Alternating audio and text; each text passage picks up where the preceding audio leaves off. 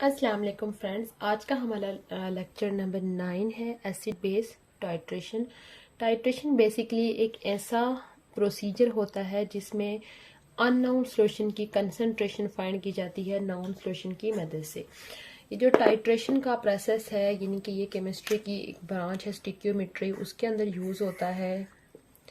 स्टिक्योमेट्री basically क्या होता है कि यानी कि केमिस्ट्री की एक ऐसी ब्रांच है जिसके अंदर हम क्या स्टडी करते हैं। बेसिकली इस ब्रांच में हम ये जो टाइट्रेशन का प्रोसेस है ये स्टिक्योमेट्री के अंदर यूज़ होता है। स्टिक्योमेट्री केमिस्ट्री की वो ब्रांच है जो कि रिएक्टेंट और प्रोडक्ट्स के दरमियान क्वांटिटेटिव रिलेशनशिप बताती है। एक balance chemical equation, balance chemical equation के बारे में हम ऑलरेडी पिछले लेक्चर में पढ़ चुके हैं कि बैलेंस कैसे होती है इक्वेशन। तो क्वांटिटेटिव रिलेशन से क्या मुराद है कि किसी रिएक्शन के दौरान हम कितने ग्राम रिएक्टेंट्स ले रहे हैं तो उससे कितने ग्राम प्रोडक्ट ऑब्टेन हो रहे हैं। इस तरह का जो रिलेशन है वो स्टडी किया जाता है स्टिक्योमेट्री के अंदर, और स्टिक्योमेट्री के अंदर ये प्रोसेस यूज़ होता है टाइट्रेशन। अब हम देखते हैं कि बेसिकली ये जो प्रोसेस है टाइट्रेशन इसके अंदर होता क्या है। टाइट्रेशन के अंदर जो है वो दो तरह के सॉल्यूशंस लिए जाते हैं। एक सॉल्यूशन वो होता है जिसकी कंसंट्रेशन जो होती है वो अननोन सॉल्यूशन होता है, उसकी कंसंट्रेशन हमने फाइंड करनी होती है। और उसके बाद दूसरा सॉल्यूशन ऐसा होता है नाउन सॉल्यूशन, यानी कि जिसकी कंसंट्रेशन नाउन होती है। तो उस सॉल्यूशन को बोलते हैं स्टैंडर्ड सॉल्यूशन, यानी कि वो सॉल्यूशन जिसकी कंसंट्रेशन हमें ऑलरेडी पता है उस सॉल्यूशन को क्या बोला जाता है, स्टैंडर्ड सॉल्यूशन। Standard solution. उसके बाद यानी अपने एक ये चीज़ याद रखनी है कि अगर हमारे पास जो अननोन सॉल्यूशन है वो अगर बेस है तो नोन सॉल्यूशन क्या होगा, हमारे पास एसिड होगा। तो दूसरा अपोजिट केस है, अगर अननोन सॉल्यूशन हमारे पास एसिड है तो नोन सॉल्यूशन क्या होना चाहिए, हमारे पास बेस होना चाहिए। यानी कि हर हाल में यानी कि इसका नाम ही एसिड बेस टाइट्रेशन, तो इस केस में यानी एक एसिड होगा और दूसरा बेस होगा। इसका पूरा प्रोसेस है, मैं स्टेप बाय स्टेप इसका जो तमाम प्रोसेस है वो डिस्कस कर लेती हूँ कि इसका जो प्रोसीजर है हम उसमें क्या क्या करते हैं। सबसे पहले यानी कि इसका जो स्टेप नंबर 1 होता है, हम यानी कि हमारे पास दो सॉल्यूशंस हैं, एक की मोलैरिटी हमें नाउन है और एक की मोलैरिटी नाउन नहीं है। इसमें से वो सॉल्यूशन जिसकी मोलैरिटी अननोन है हम उसका एक वॉल्यूम मेजर करेंगे, मेजर्ड वॉल्यूम, यानी कि उसको मेजर करके शायद 10 ml लें, 20 ml लें, जितना भी है उसका वॉल्यूम मेजर करके, किसका वॉल्यूम, अननोन सॉल्यूशन का मेजर करके उसको हम किस में डालेंगे, कोनिकल फ्लास्क, यानी इस तरह का एक फ्लास्क होगा, उसके अंदर हम उसको ऐड कर लेंगे।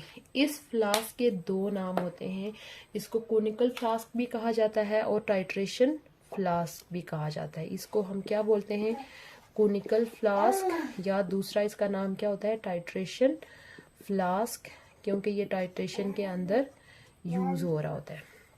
अच्छा, उसके बाद है स्टेप नंबर 2, जो नाउन सॉल्यूशन होगा उसको हम किसके अंदर लेंगे, ब्यूरेट के अंदर। किसके अंदर लेंगे, ब्यूरेट। ब्यूरेट यानी कि आप समझ लें कि ये इस तरह का होता है, लंबा सा, उसके नीचे यानी कि इस तरह की हुक सी होती है और साथ में इसके साथ एक यहाँ पे लगा होता है। इससे हम इसको यहाँ पे इसके बाद दर्जे लिखे होते हैं कि यानी कि वॉल्यूम लिखा होता है कि हमने इसके अंदर कितना फिल करना है। ब्यूरेट के अंदर हमने कौन सा सॉल्यूशन लेना है, नाउन सॉल्यूशन, यानी कि जिसकी मोलरिटी नाउन है। उसके बाद स्टेप नंबर 3 क्या है कि हमने ये जो फ्लास्क है इसके अंदर 2 to 3 ड्रॉप हम किसके ऐड कर लेंगे, इंडिकेटर के ऐड कर लेंगे। इंडिकेटर के बारे में भी हम डिस्कस करेंगे कि इंडिकेटर क्या होता है। इंडिकेटर बेसिकली सॉल्यूशन यानी कि इस रिएक्शन का एंड पॉइंट फाइंड करने के लिए हम इंडिकेटर को यूज़ करते हैं।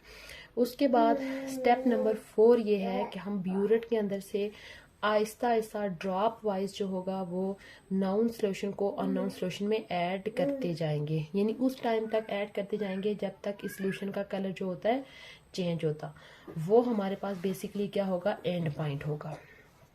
उसके बाद एंड पॉइंट के ऊपर आपने एक और चीज़ याद रखनी है कि एंड पॉइंट एक ऐसा पॉइंट होता है जिस टाइम यानी सॉल्यूशन के अंदर H पॉजिटिव जो कि एसिड के अंदर से रिलीज हुए हैं और OH नेगेटिव जो कि बेस के अंदर रिलीज हुए हैं, उन दोनों की जो अमाउंट होती है वो क्या हो जाती है, इक्वल होती है। इस वजह से एंड पॉइंट को कौन सा पॉइंट भी कहा जाता है, इक्विवेलेंस पॉइंट भी कहा जाता है। अब मैं इसकी डायग्राम ड्रॉ कर लेती हूँ जिससे फिर आपको ये मज़ीद क्लियर होगा कि ये रिएक्शन एक्चुअल में किस तरह से होता है। इस तरह की इसकी डायग्राम होती है। ये आयरन स्टैंड होता है, आयरन स्टैंड के ऊपर ये फ्लास्क रखा जाता है, वो फ्लास्क जिसमें हमने अननाउन सॉल्यूशन लिया होता है। उसके बाद ये ऊपर ब्यूरेट है, ब्यूरेट के अंदर हमने नाउन सॉल्यूशन लिया हुआ है। इसके अंदर कुछ ड्रॉप हमने इंडिकेटर के ऐड किए हैं और फिर हम ड्रॉप वाइज यहाँ से नाउन सॉल्यूशन को ऐसा ऐसा इसमें ऐड करते जाएंगे। उस टाइम तक ऐड करेंगे जब तक इस सॉल्यूशन का जो है वो कलर चेंज नहीं होता। वो होगा हमारे पास एंड पॉइंट। उसके बाद हम इसकी कैलकुलेशन करके लास्ट पे फिर हम इसकी मतलब कि जो अननोन सॉल्यूशन होगा उसकी मोलैरिटी फाइंड आउट कर लेते हैं। अब हम देखते हैं कि इसकी कैलकुलेशन कैसे करते हैं और कैसे हमें अननोन सॉल्यूशन की मोलैरिटी फाइंड होती है। इस रिएक्शन यानी कि ये जो टाइट्रेशन का प्रोसेस करने के बाद यानी कि हम एक फार्मूला यूज़ करते हैं, यानी कि वो फार्मूला किस तरह का होता है, M1V1 over N1 is equal to M2V2 over N2। यहाँ पे ये जो N1 M1 है वो क्या है, मोलैरिटी है किसकी, नाउन सॉल्यूशन की, यानी कि वो सॉल्यूशन जिसकी मोलैरिटी हमें फाइंड नाउन है, जिसको हम स्टैंडर्ड सॉल्यूशन भी कहते हैं। मोलैरिटी ऑफ स्टैंडर्ड सॉल्यूशन यानी वो सॉल्यूशन जो हमने किसके अंदर लिया हुआ है, ब्यूरेट के अंदर लिया हुआ है। उसके बाद V1 यानी उसका क्या होगा, स्टैंडर्ड सॉल्यूशन का वॉल्यूम होगा, वॉल्यूम ऑफ स्टैंडर्ड सॉल्यूशन। उसके बाद N1 क्या है, नंबर ऑफ मोल्स है, नंबर ऑफ मोल्स किसके हैं, स्टैंडर्ड सॉल्यूशन के। उसके बाद M2 अननोन सॉल्यूशन की मोलैरिटी, V2 यानी कि वो वॉल्यूम है, यानी कि जो हम यानी कि M2 जो होती है यानी कि हमने ये फाइंड करनी है, M2 हमने फाइंड करनी है। V2 ये मेजर्ड वॉल्यूम है यानी कि अननोन सॉल्यूशन का, अननोन सॉल्यूशन। उसके बाद N2 क्या है, नंबर ऑफ मोल्स हैं जो हमारे पास अननोन सॉल्यूशन है उसके नंबर ऑफ मोल्स। इस फार्मूले को यूज़ करते हुए यानी कि जितनी भी वैल्यूज़ हम फाइंड कर लेंगे वो सारी वैल्यूज़ इसमें पुट करके हम जो अननोन सॉल्यूशन है उसकी मोलैरिटी फाइंड आउट कर लेंगे। अच्छा, उसके बाद यहाँ पे मैंने आपको बताया था कि हम इसके अंदर क्या ऐड कर रहे हैं, इंडिकेटर ऐड कर रहे हैं। तो ये जो इंडिकेटर ऐड कर रहे हैं हमें कैसे पता चलेगा कि कौन से सॉल्यूशन में हमने कौन सा इंडिकेटर ऐड करें। इंडिकेटर बेसिकली इंडिकेटर यूज़ क्यों किया जाता है, ताकि रिएक्शन का एंड पॉइंट फाइंड किया जा सके। यहाँ पे यानी कि इन रिएक्शंस के अंदर एसिड बेस टाइट्रेशन के अंदर दो इंडिकेटर यूज़ होते हैं। यानी कि इन एसिड बेस टाइट्रेशन के अंदर कितने इंडिकेटर यूज़ होते हैं, दो इंडिकेटर यूज़ होते हैं, फिनेफ्थलीन और मिथाइल ऑरेंज।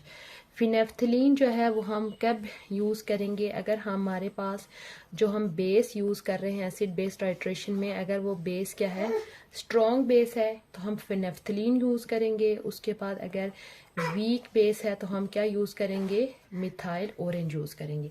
फिनेफ्थलीन का कलर जो होता है वो एसिड और बेस के केस में दोनों में डिफरेंट होता है। यानी कि बेस के अंदर जो फिनेफ्थलीन का कलर होता है वो क्लियर सॉल्यूशन बनता है, यानी उसका कोई कलर नहीं होता। लेकिन जो एसिड है उसके अंदर इसका जो कलर होता है वो क्या होता है, पिंक होता है। इसी तरह मिथाइल ऑरेंज है, उसका जो कलर होता है बेस के केस में, यानी अगर हमारा बेस है तो उसके केस में उसका जो कलर होगा वो क्या होगा, येलो कलर होगा।